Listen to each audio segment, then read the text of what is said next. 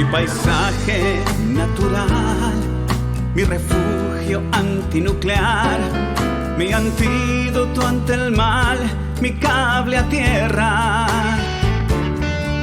mi rebaño, mi redil, mi escudo antimisil, mi espacio para orar, mis 5 estrellas, mi cordón umbilical con el eterno, mi fogata cuando vienen los inviernos, mi palacio, mi escondite, mi secreto. Muy buenas tardes, amigos, aquí estamos en Clave Familia, de retorno aquí en este 2022, unas bendiciones grandes pues para todos ustedes y empezamos el programa así directamente, justamente con, no sé si puedo decir el dueño de Canal B o puedo decir de otra manera, más elegante en todo caso, pero para mí es un honor pues estar con Alfonso Baella Herrera. ¿Cómo estás, Alfonso? Aunque ya estás en pantalla aquí. ¿Qué tal? Buenas tardes. ¿Qué tal? Buenas tardes, Daniel. Mucho gusto en estar contigo.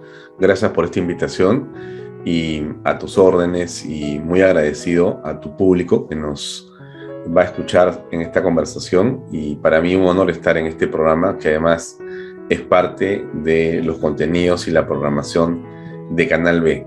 Más que el dueño, que en realidad apela a otro tipo de relación, lo que en realidad yo soy es el gran, digamos, impulsador, promotor y emprendedor o, digamos, soñador, porque es bien complejo fundar un medio en cualquier condición y, por cierto, mucho más en medio de una pandemia y en medio de una crisis económica, pero es parte de los desafíos que siempre tiene el ser humano, ¿no? Así que ahí vamos avanzando.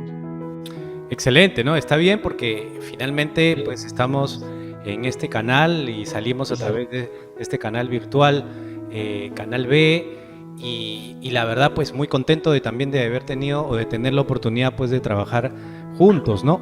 Ahora, tú tienes una tradición de comunicaciones, tú eres hijo de Alfonso Baella Tuesta. Yo recuerdo cuando era niño, pues cuando escuchaba esa voz, digamos, inconfundible de tu padre.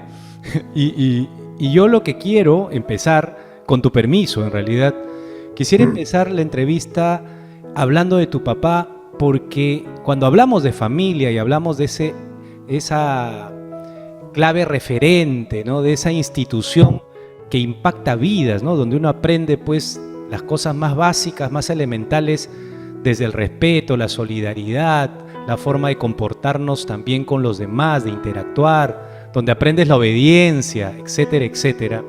Pues un papá, ¿no? La cabeza de la familia, de alguna manera, pues es alguien que juega un rol muy importante. Y de cara a tu papá, que era una persona pues bastante conocida, que era un periodista bastante respetado, ese hombre en familia, digamos, tú como su hijo de sangre, ¿no?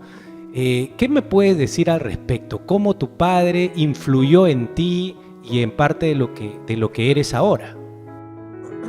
Bueno, a ver, de todas maneras, yo tengo una herencia familiar en el ADN, ¿no? Que es muy importante, de la cual además yo me siento muy orgulloso, y por una razón muy sencilla, Daniel. Fíjate, quizá yo nunca he contado esto que te voy a contar ahora, pero yo nunca he trabajado para nadie. O sea, yo nunca he tenido un empleo remunerado en la planilla de ninguna empresa. O sea, nunca he tenido una relación laboral de jerarquía o de dependencia con respecto a un jefe, ¿correcto? Como lo tienen una parte seguramente de los ciudadanos o de las personas, ¿no? Más bien, la única persona con la que yo tengo una relación laboral de ese tipo ha sido con mi padre. Porque mi padre fue siempre, bueno, el jefe de la familia, pero ha sido mi mentor, ha sido la persona que me digamos, ha formado y con quien yo he trabajado desde que tengo uso de razón, prácticamente. Desde muy pequeño a mí me interesó mucho la información y la tecnología. Te hablo pues de hace décadas, ¿no? Pero aún había tecnologías secas, entonces a mí me interesaba mucho. Todo eso me llamaba la atención, me atraía y pues yo desde muy pequeño siempre admiré a mi padre.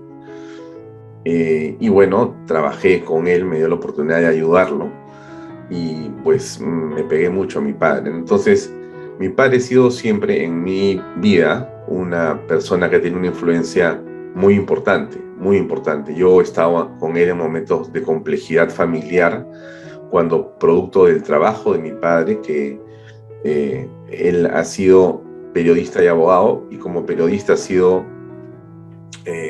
lo que se llamaba en esa época jefe de la página política de El Comercio, durante más o menos 3 décadas.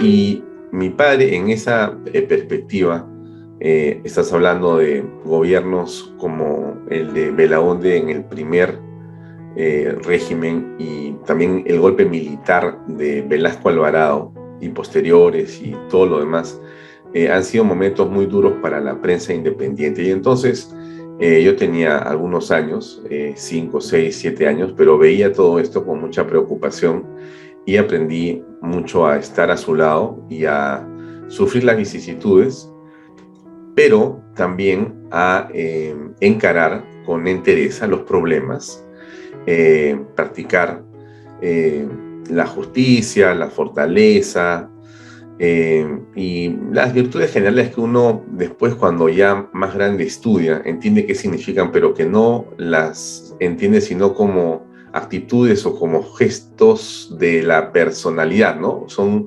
características de una persona, ¿no? Esta persona es valiente, esta persona es directa, esta persona es justa, es equilibrada, es prudente, en fin. Y este hombre, pues, es el que estaba a mi lado, ¿no? Siempre, ¿no? Entonces, y que yo hablaba mucho con él. Siempre he estado junto a mi padre durante mucho tiempo. Bueno, la figura de mi madre era fundamental y ha sido fundamental toda mi vida también. Y mis hermanas, por cierto, tengo 5 hermanas, mujeres, yo soy el menor. Pero mi padre era una persona con una gran personalidad, ¿no? Tú eres el único hijo varón. Sí, soy el único hijo varón de 6 hermanos y yo soy el menor. Y tengo arriba 5 mujeres mías, mayores que yo, ¿sí? Sí, A las cuales... en la casa supongo que te llevabas la atención de todas Eh, tus hermanas también. mira, mis hermanas me dicen a veces que sí, o que me dicen que sí. Yo no he sentido en realidad mucho más que eso, porque yo era hombre y ellas eran mujeres, y hay una diferencia entre ambos. O sea, éramos iguales, pero también somos distintos, pues, o sea, el ser humano es así, porque la naturaleza nos ha dado 2 sexos y no hay nada que discutir al respecto. Entonces yo no puedo parecerme a mis 5 hermanas, ni ellas a mí. Hay una diferencia, pero no hay una preferencia, ¿no? Y más bien lo que sí recuerdo siempre es las conversaciones de sobremesa, ¿no? Que han sido para mí una muy bonita experiencia, porque yo en las conversaciones de sobremesa aprendía mucho, porque uno escucha, ¿no? Y aprendes a escuchar, a conversar, a interactuar, a respetar, a tolerar, a querer, a disentir, pero también a responder o defender alguna posición, o aprendes simplemente porque estás escuchando. Entonces, la sobremesa siempre ha sido un espacio de una enorme, para mí por lo menos, una enorme y bonita experiencia, ¿no? Una linda experiencia en realidad, que me hacía muy feliz en cualquier desayuno, cualquier almuerzo o cualquier cena, porque la sobremesa se produce, como tú sabes, en cualquier momento. Yo ahí, justo cuando estábamos antes de conectarnos, te estaba comentando que encontré esa imagen de mi padre, que ahora está en la pantalla donde me ven a mí. Y bueno, era muy interesante porque esa es una imagen grabada. Qué interesante. Él tiene en sus manos el diario o el periódico que él fundó, que se llama El Tiempo. Y que ese diario que está ahí con él, dice ahí, señores ministros, vamos a poner un costadito para que lo puedan ver. Mira, dice, señores ministros, háganlo por el Perú, váyanse a sus casas. Ese es en la biblioteca de un departamento que teníamos en San Isidro cuando regresamos, o cuando estábamos viviendo ahí en la época militar. Y a mi padre lo deportan por ese titular, ¿no? Entonces, ¿qué te quiero decir con esto? Lo que te quiero decir, lo que les quiero contar a los amigos que nos escuchan es que, bueno, yo recuerdo, creo que hasta la foto, cuando se tomó ese momento de esa fotografía. Estabas ahí. O sea, sí, pues porque yo, como te digo, yo he estado con mi padre siempre. Yo le cargaba el maletín y yo estaba con él sentado en silencio escuchando sus conversaciones. Él me decía, siéntate y escucha, tráeme esto, tráeme lo otro. Y yo era una persona muy, digamos, no sé, obediente o muy servicial o como quieras llamarlo. Entonces yo estaba siempre al lado de mi viejo y trataba de estar muy solícito a lo que él necesitara, ¿no?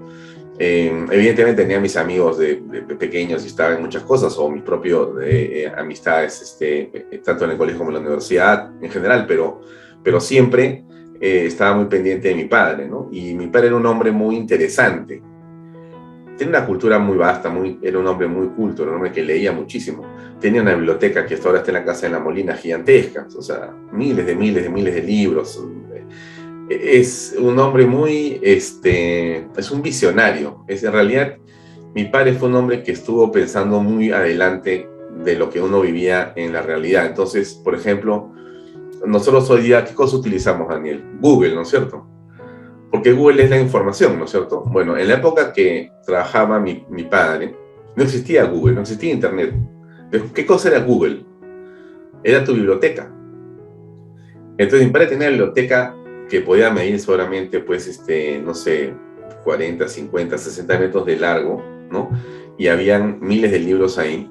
Y él compraba libros y compraba enciclopedias completas, ¿no? Entonces, yo recuerdo haber estado sentado muchas veces cuando llegaban las enciclopedias británicas, la enciclopedia Omega, el diccionario de Cabanelas, las enciclopedias, la temática CIESA, todas las enciclopedias que eran los grandes compendios de información y se sacaban con una dedicación, se guardaban en los estantes de los libros. Y yo recuerdo en el colegio y en la universidad que mis amigos me decían, ¿podemos ir a tu casa porque tú tienes las enciclopedias? Claro que sí, o sea, yo era el dueño de Internet o de Google, me explico, ¿no? Sí, claro. Y claro, tú te sentabas ahí y lo que decía la enciclopedia británica era, en realidad, lo único que tenía valor frente a cualquier investigación. Decían, ¿usted dónde ha sacado esto? De la Enciclopedia Británica. No había palabras de un profesor con respecto al tema. O sea, lo que te quiero decir es, y él era un hombre que hacía, para comenzar, eso. Otra cosa que hacía mi padre que era realmente impresionante. Tú sabes que él compraba todos los diarios todos los días, como a muchas personas las compran, ¿no? Pero los archivaba. Entonces tenía un equipo de personas, en realidad era una persona, que recibía los diarios y los empastaba. Diario por día, o sea, todos los expresos, todos los correos, todas las repúblicas, todos los... ordenaban, digamos. Sí, por fecha. Por fecha. Y de 50 a 50 se le ponía cola, se les empastaba, se ponía un título con los, ¿no? Y se guardaba en un estante. Entonces tú vas a la casa de la Molina hoy día y vas a encontrar por lo menos 20 o 25 años de diarios y de revistas, que era lo que él hacía para tener esa información a la mano, porque no existía internet, pues él necesitaba esa información, porque él, como nosotros, usaba el insumo informativo para poder construir. Tu casa de la Molina es una hemeroteca, ya.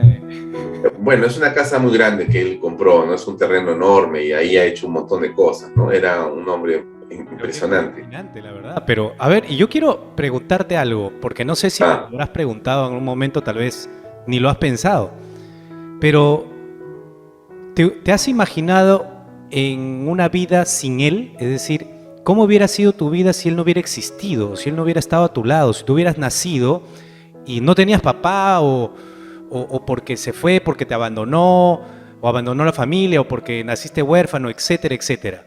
¿Alguna vez te has puesto en la posición de no haberlo tenido? ¿Qué hubiera sido de ti? No, mira, no he hecho nunca esa pregunta tan compleja o tan profunda, no sé, pero lo que sí te digo es que más allá de mi padre y mi madre y de mi familia, yo sí creo que Dios te da en la vida alguna tarea por hacer. Entonces, yo amo a mi padre, a mi madre, ¿no? Me siento muy orgulloso de ellos, siempre. Pero cualquiera que hubiera sido mi situación en el planeta o en la Tierra o en la vida, seguramente hubiera tenido alguna tarea, algún destino que hacer, ¿no? Alguna cosa que cumplir.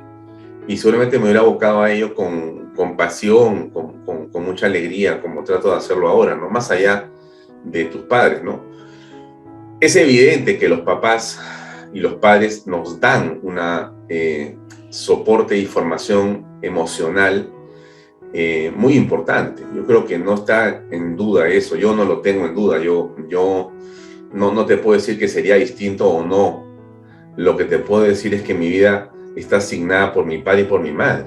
O sea, no hay nada que hacer. Yo soy lo que soy también producto de mi esfuerzo, de mi determinación, de mis errores enormes o de mis pequeños aciertos, y de la gente con la que me he relacionado que me ha ayudado, ¿no? Mi esposa, el amor de mis hijos, el cariño de mis hermanas, la buena disposición de muchos o de pocos amigos.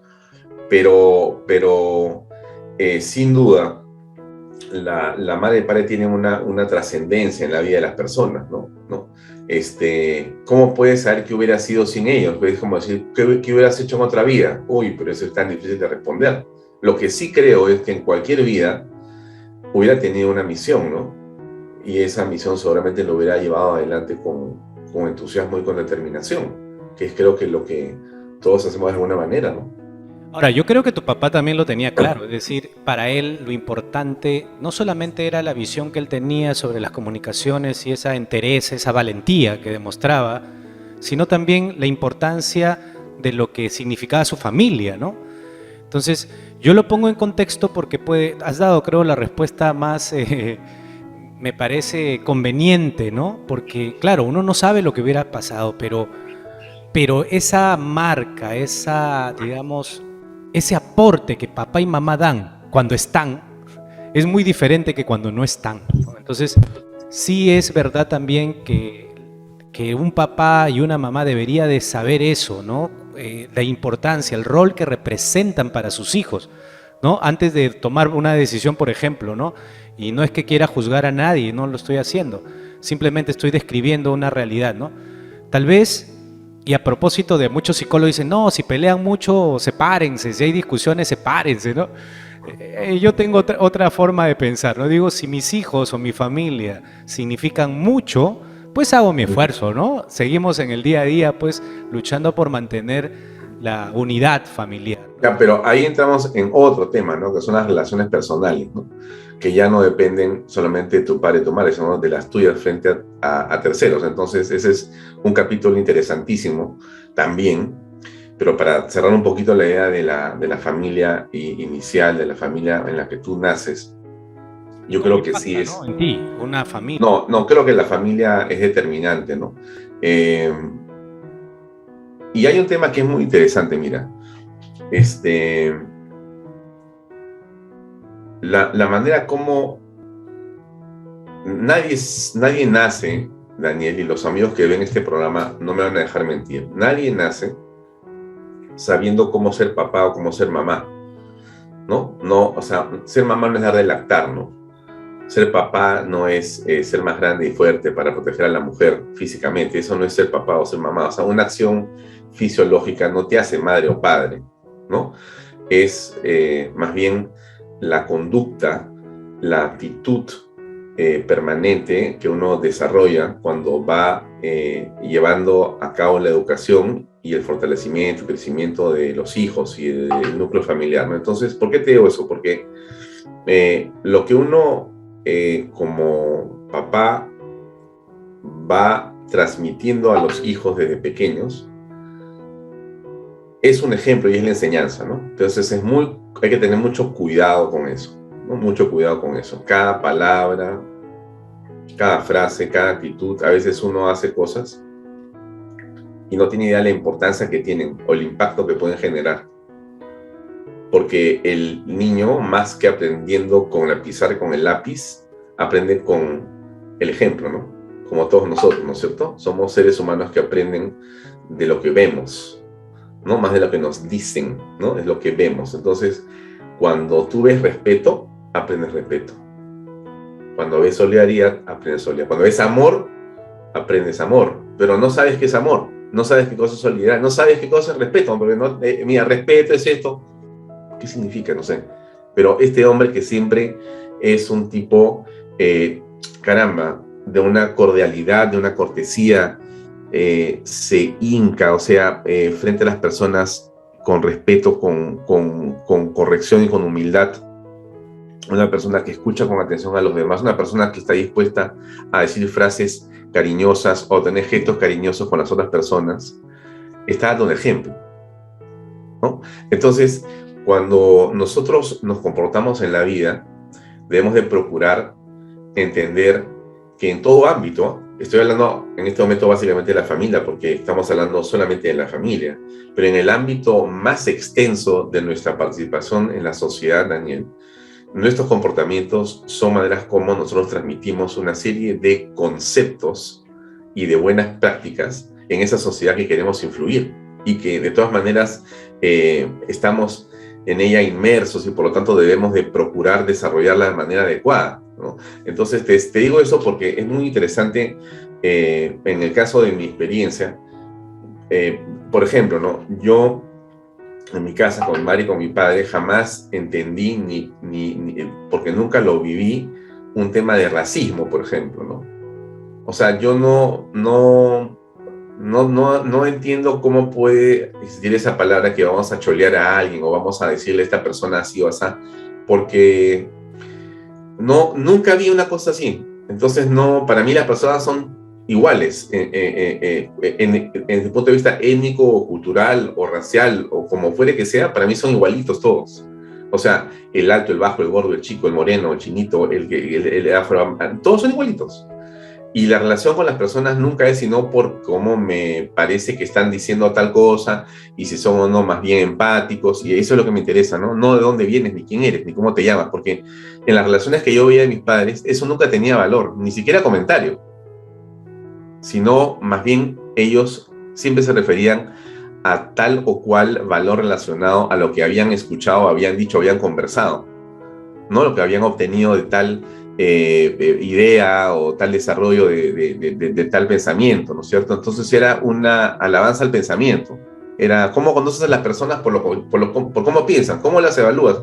Bueno, de alguna manera entonces aprecias por lo que están diciendo, ¿no? Ahí está, eso sí me parece muy interesante. Yo sí, quizá me gusta un poco la comunicación por eso, y me llama la atención la gente que logra comunicar de una manera que me parece atractiva o interesante, ¿no? Entonces sí, me siento un poco subyugado, ¿no? O sea, me siento atraído y con mucho respeto los miro, los escucho, porque digo, qué bien lo está haciendo, ¿no?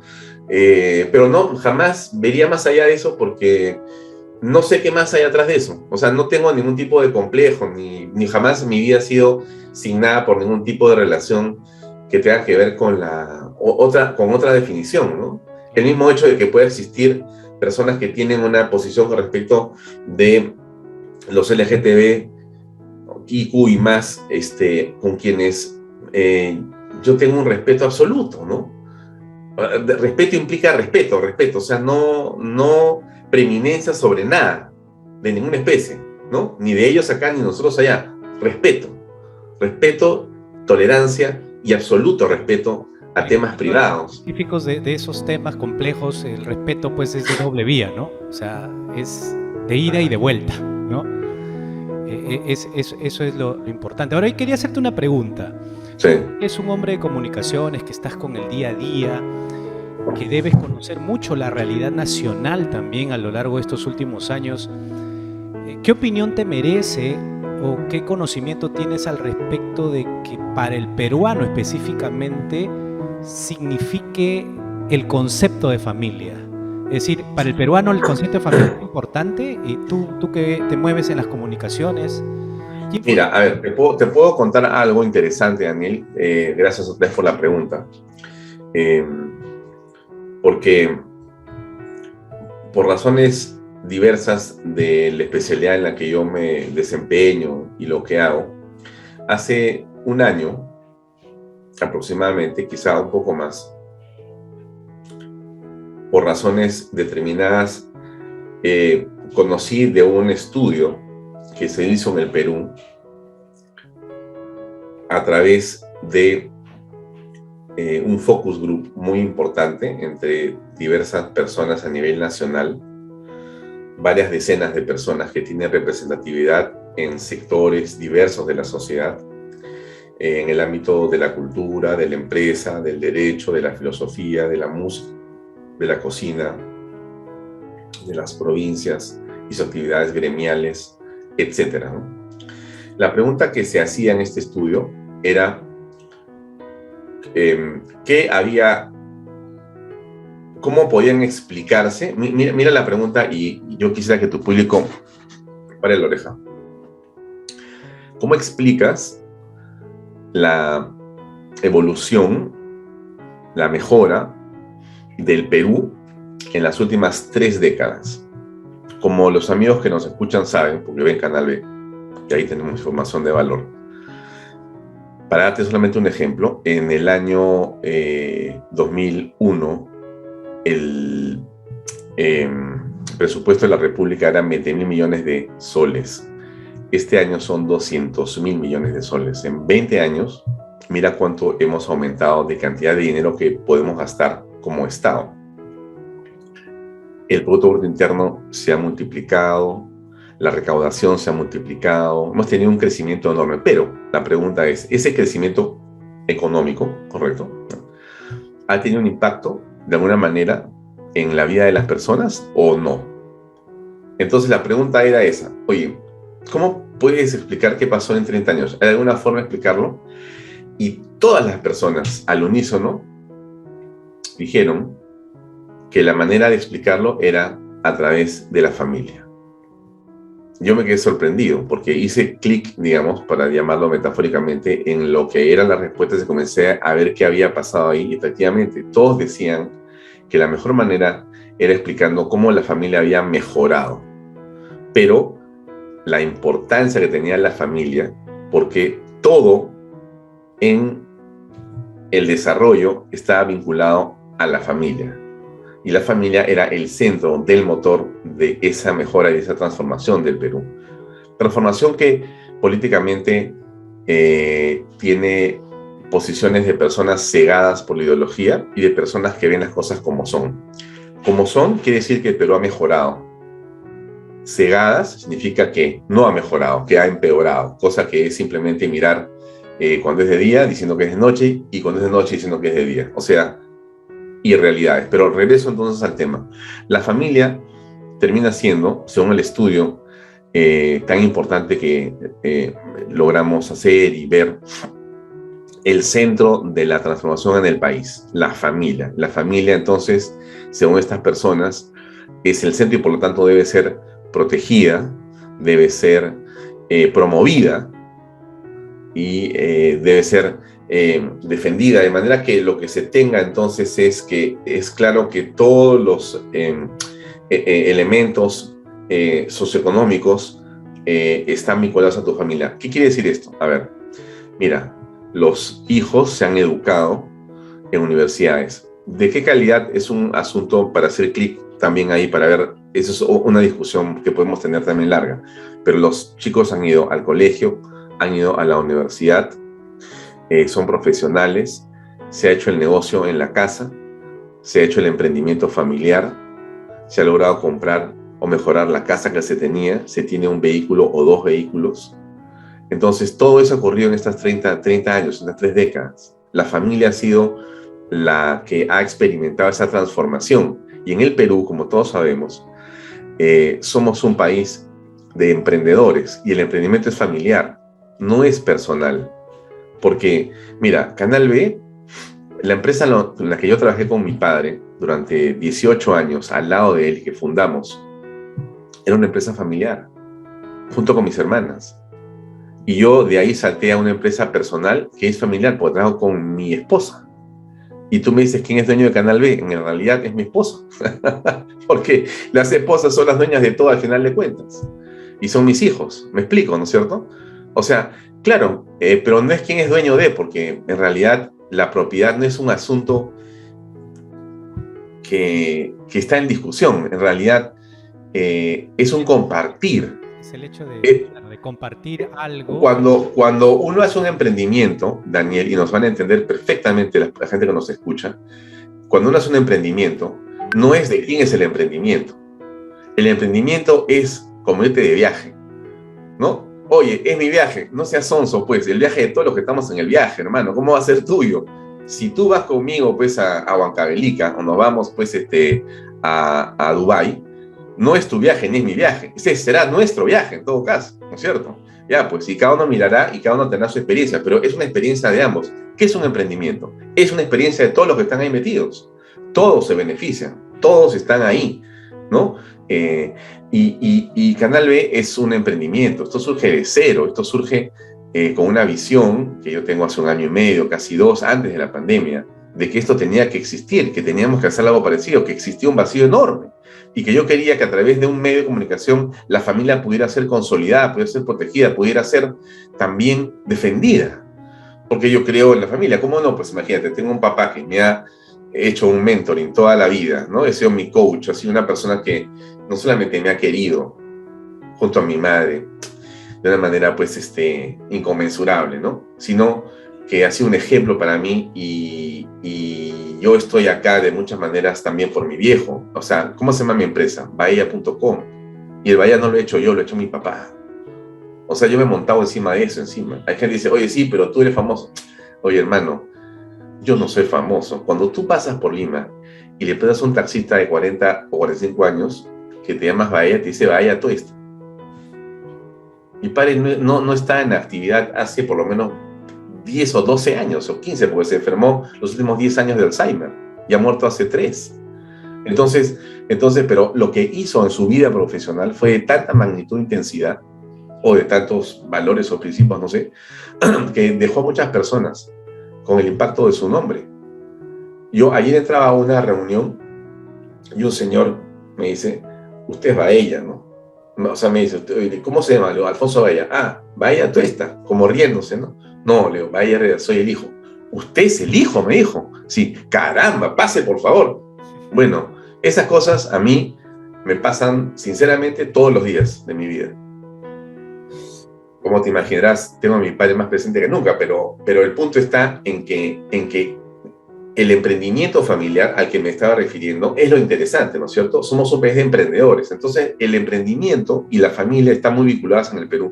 Lo mío, o sea, lo nuestro, lo que hacemos en Canal es un emprendimiento también familiar, pero todos son familiares. O sea, hay personas que, bueno, toman una posición distinta en la vida, también respetable, y que yo aprecio y respeto muchísimo y admiro, que es, yo voy a trabajar, estudio una carrera, termino, busco un trabajo y me empleo.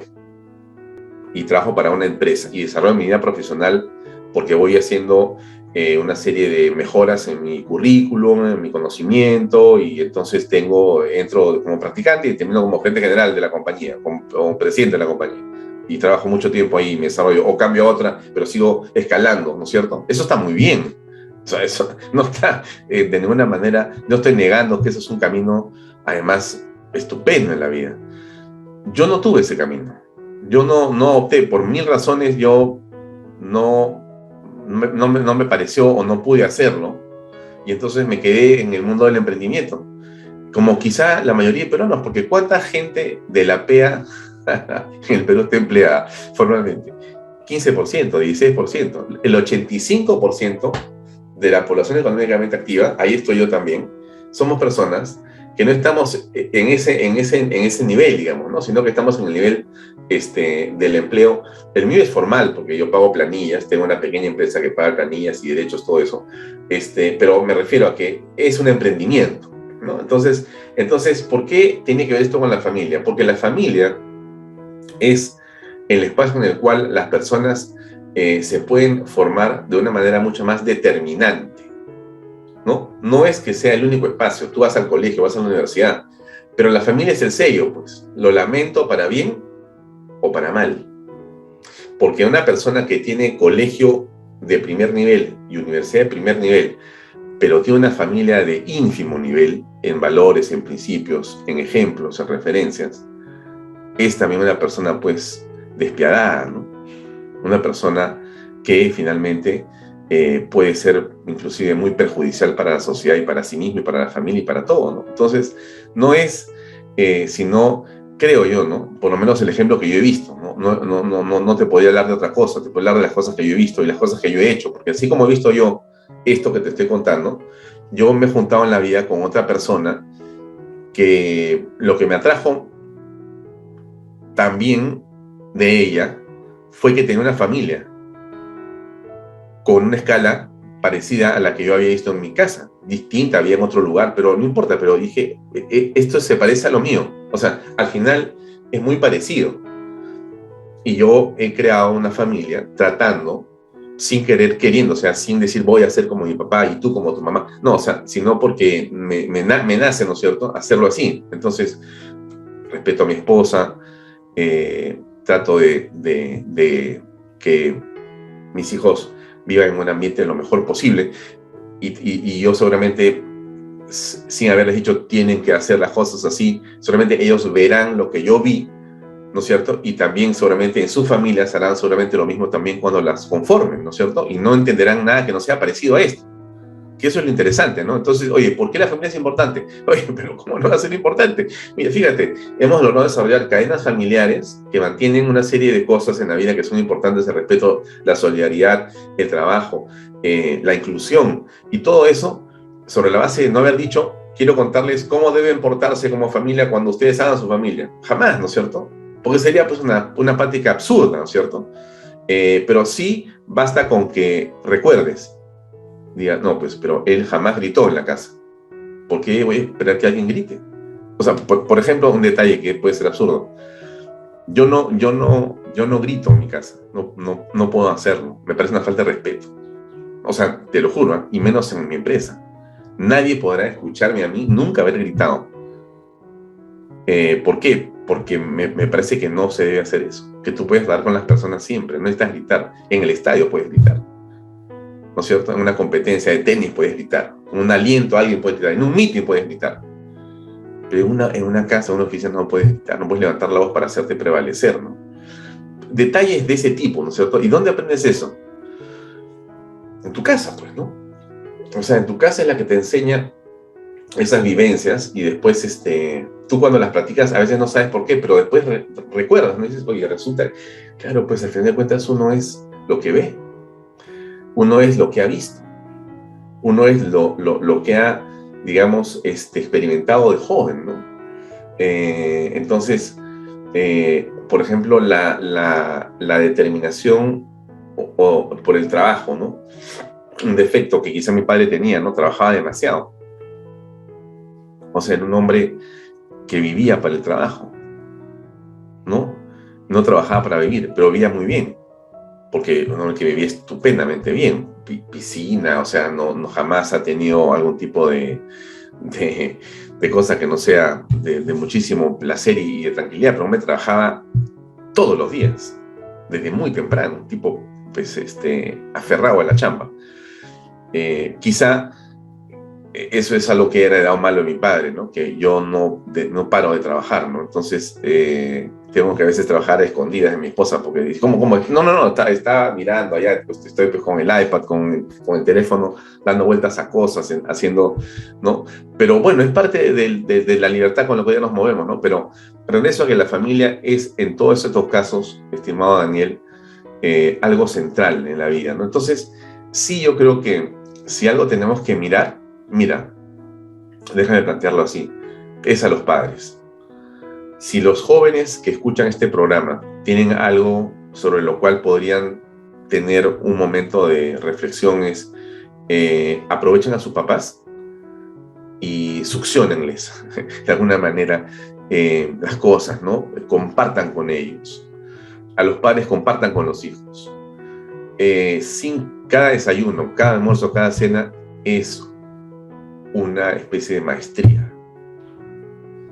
Porque Bueno, yo lo trato de practicar en casa, ¿no? Cuando estamos en casa, a veces se producen conversaciones espectaculares con mis hijos y mi esposa, y te puedes quedar 1 hora y media o 2 horas después del almuerzo y no has terminado. Y comienzas hablando de esto con una forma de ver las cosas y terminas en esta otra posición sobre la base de la conversación e intercambio de ideas. Entonces, creo que tiene un valor enorme, ¿no? La familia me parece que es un excelente espacio para fortalecernos, para crecer, para desarrollarnos, pero hay que valorarlo, ¿no? Yo no entendería cómo hay personas que podrían pensar o imaginar que pueden desarrollar sus vidas alejados de la familia. O sea, debe haber alguien que lo pueda hacer y de repente lo hace muy bien, ¿entiendes? Pero no se me ocurre cómo, porque ¿con quién? O sea, porque la familia es... Ese es un poco el planteamiento, ¿no? Para mí es más difícil en todo caso porque también pueden haber personas que son huérfanas, ¿no? Y dicen, yo no tengo familia. Digamos, es un caso. No, pero a ver, Pero igual, claro, a ver, estamos hablando de que o sea, las familias existen para todos, hay excepciones. Se murió tu madre, tu padre, se murieron tus hermanos en un accidente, quedaste solo, bueno, ok, es una excepción. Ese es un planteamiento distinto, es otro plan. Para eso existe un camino también. Pero en todo eso, yo creo que lo central está en no perder de vista la manera como tú puedes, por ejemplo, contra quién contrastas todo lo que pasa, ¿no? La familia te ayuda mucho a contrastar todo. Opiniones, pensamientos, malos días, buenos días, expectativas. porque una familia es un La equipo familia, finalmente, ¿no? Alguien claro, finalmente es un equipo. la defensa, otro es el delantero, ¿no? O sea, en realidad cada uno tiene un rol, ¿no? Cada uno tiene un carácter, un aporte. Claro, ahora, y lo otro tremendamente interesante para mí también ha sido descubrir porque cuando uno va creciendo, vas teniendo una serie de momentos en tu vida, ¿no? Entonces la familia también tienes a Dios en el centro. Esto no es una frase cliché, es un pensamiento profundamente cierto, ¿no? ¿Cómo te ayuda? ¿No? ¿Cómo te ayuda Dios en casa? Es de una importancia capital, ¿no?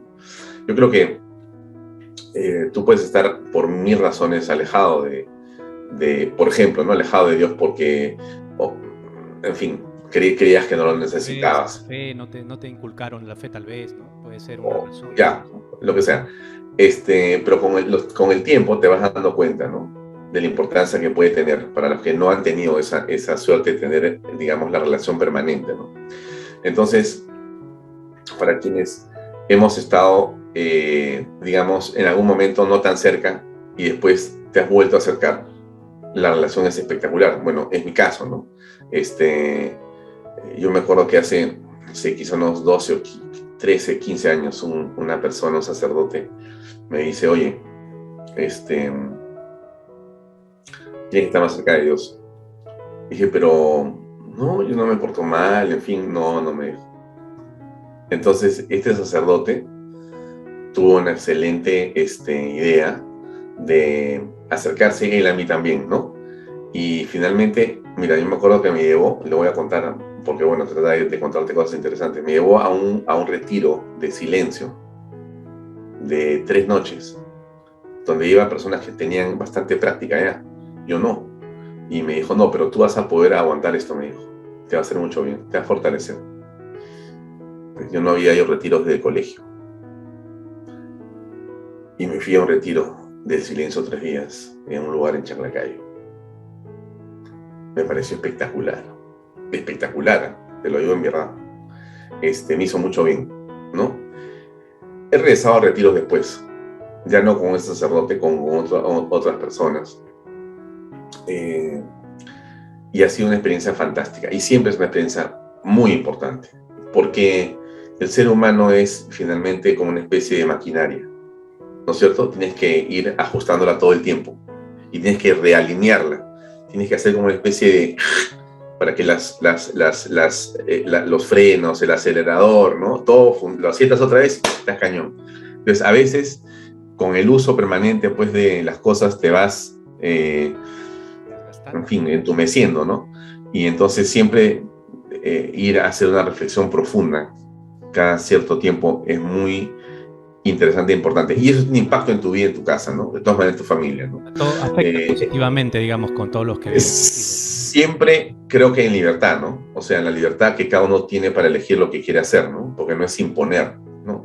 En mi casa, un hombre como mi padre, que hablaba de libertad de expresión y defendía y era capaz de morir por ella, jamás podía imponer, ¿no?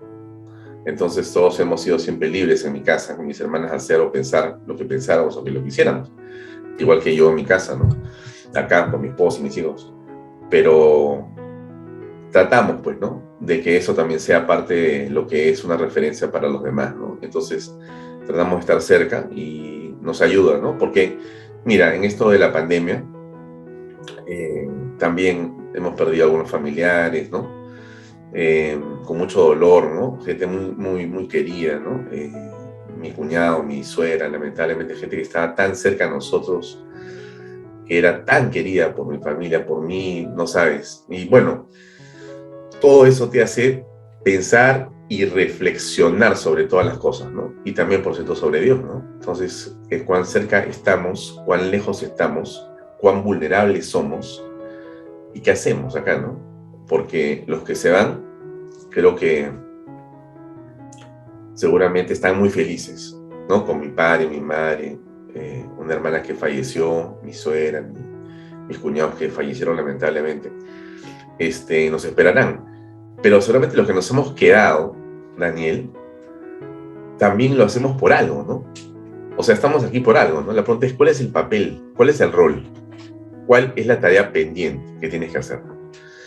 Que cada uno se lo pregunte, ¿no? La gente que nos ve en esta conversación dirá, estos patas están hablando de locuras. No, no es una locura. Porque si tú no hablas de esto, la pregunta es, ¿de qué vas a hablar? Si tú no sabes para qué estás sentado, para qué tienes educación, o tienes oportunidades, o tienes lo que sea que tengas, salud, ya, ¿para qué la tienes? Que solamente para que ganar dinero o ir por ahí, por la vida haciendo, no sé. No, hay propósito, ¿no? ¿Cuál es el propósito de tu vida? Es una gran pregunta que hay que hacerse siempre y ver cómo uno puede, digamos, dirigirse y ayudar a los demás a encontrar también el propio, ¿no? Y eso es algo bonito, ¿no? Cuando tú le haces a la gente esperanza, eso es una cosa fantástica, ¿no? Y los jóvenes son, pues, el tema central para todos nosotros, ¿no? ¿Cómo impactamos en ellos? ¿Cómo podemos hacer para contagiarlos de que el camino de la familia es el camino más seguro para la felicidad? Ese es, pues, el camino de la familia es el camino más seguro para la felicidad.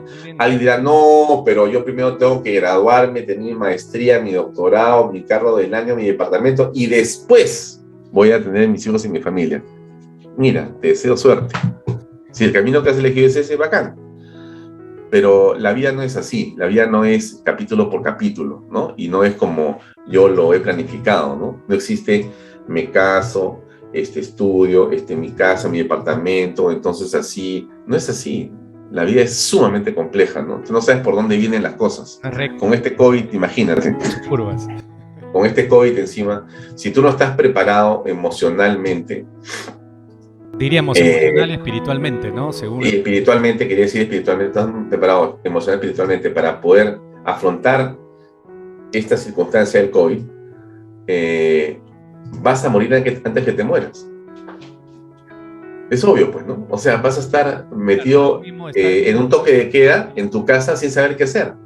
Porque todo te molesta, porque lo que quieres es estar, en fin, como una mariposa dando vueltas. ¿Qué sentido tiene, no? Por eso creo que ahí hay que mirar a la familia como el ejemplo más importante y como, digamos, un espacio de fortalecimiento personal enorme, ¿no? Y aquí en este programa lo hemos dicho varias veces, ¿no? Nosotros no estamos, digamos, diciendo que las familias deberían de ser perfectas, ¿no? Sino deberían de tener ese toque de lo que tú nos has descrito, lo que has vivido digamos, en tu vida, eso desde tu niñez y el ejemplo de tus padres, se resumen en una sola palabra, pues, ¿no? Amor, ¿no? Eso es lo que creo que nuestras familias tienen, siempre lo van a tener y es lo que tenemos que luchar por no perder, ¿no? El amor en la familia, que es lo que sostiene y mantiene unida a la familia, lejos de ser perfectas. No estamos diciendo la familia tiene que ser perfecta, de personas que no se hieren, que no se miran mal, que no discuten, no. No estamos diciendo eso, estamos diciendo la familia, sin llegar a ser perfecta, puede tener esa capacidad de amarse. ¿Y de dónde aprendemos el amor? Lo has explicado muy bien, mi estimado Alfonso, desde de ese plano espiritual, de ese Dios que siempre va en nuestra debilidad a actuar, ¿no? A regresarnos a la senda, ¿no? Del tratar bien, del estar bien con las personas, de amarlas. Te agradezco muchísimo, Alfonso, de verdad. Encantado de esta conversación. Yo más he escuchado de lo que he participado porque me parece fabuloso todo lo que has contado. Gracias también por esos recuerdos de tu padre y tus palabras finales. Estoy súper agradecido. No, Daniel, yo a ti me has hecho recordar. Mira, yo tengo la suerte de tener a mi hijo trabajando cerca, ¿no? Y eso me parece también un tema fantástico. Estoy seguro que si Dios quiere y me ayuda, también él podrá ver algunas cosas buenas de las cosas que uno hace para que le sirvan a él en su vida. No como una lección que le doy, sino como una experiencia que él la vea, ¿no? Que funciona y que es una manera de actuar correcta, tal y como yo lo hice con el mío, ¿no? Con mi viejo, ¿no? Mi viejo nunca me dijo, esto es justicia. No, mi viejo era casi un juez, ¿no? O sea, evaluaba los problemas y determinaba qué había que hacer, y era un hombre equilibradísimo, ¿no? De que tú te das cuenta que había sido un hombre justo y ponderado en sus decisiones, siempre con respecto de muchas cosas en su vida. Y nos ayudaba mucho a que todos supiéramos que él tenía que... O sea, era un hombre justo, ¿no? Justo, y la justicia, qué cosa tan, palabra tan difíciles. Entonces, bueno, tú vas mirando eso y eso te hace pensar, ¿no? Entonces, en general creo que lo que importa es cómo impactamos a las personas, ¿no? Cómo vivimos nuestra familia, cómo tratamos de que la fe sea algo que está fortalecido siempre. Pero también, y ahí va mi mensaje final, cómo impactamos en las personas, ¿no? No olvidemos eso, ¿no? Nosotros somos siempre seres que comunican, ¿no? El ser humano comunica todo el tiempo. La pregunta es, ¿qué estamos comunicando? ¿Qué cosas buenas estamos haciendo por los demás o diciendo para los demás? Creo que ahí está el tema central. Así que yo te agradezco mucho a ti, Daniel, tu programa. Vamos adelante con Canal B. Seguiremos haciendo más cosas en este año 2022, que estoy seguro va a ser un año bueno para todos, a pesar de los problemas. Excelente, muchas gracias. Y bueno, y con todos nosotros, hasta la próxima semana, mis estimados amigos. Esto fue En Clave Familia. Adiós.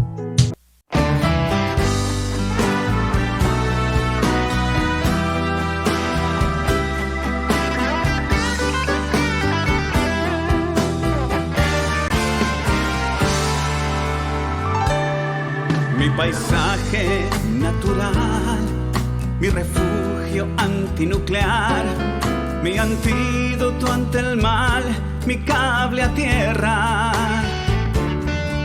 mi rebaño, mi redil, mi escudo antimisil, mi espacio para orar, mis 5 estrellas, mi cordón umbilical con el eterno, mi fogata cuando vienen los inviernos, mi palacio, mi escondite, mi secreto.